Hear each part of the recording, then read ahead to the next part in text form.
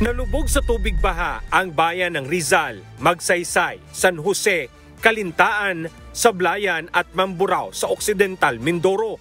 Nasira rin ang daang-daang ektarya ng palayan, lalo na sa Kalintaan kung saan higit 300 ektarya ang naapektuhan.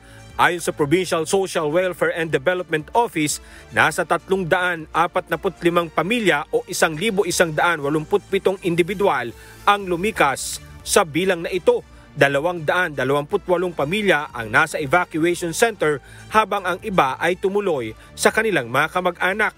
Patuloy ang pamimigay ng tulong ng lokal na pamahalaan at iba't ibang grupo sa mga apektadong residente. Isa sa mga problema ngayon ay ang kabuhayan ng mga magsasaka at mangingisda na hindi makapaghanap buhay dahil sa pinsala ng baha. Ayon sa PDRRMO, mababaw na ang mga ilog kaya hindi na nila kayang tanggapin ang dami ng ulan. May isinasagawang dredging o paghuhukay sa mga ilog pero may ilang tutol dito dahil sa epekto sa kalikasan. Alan Manansala, humahataw sa balita ngayon.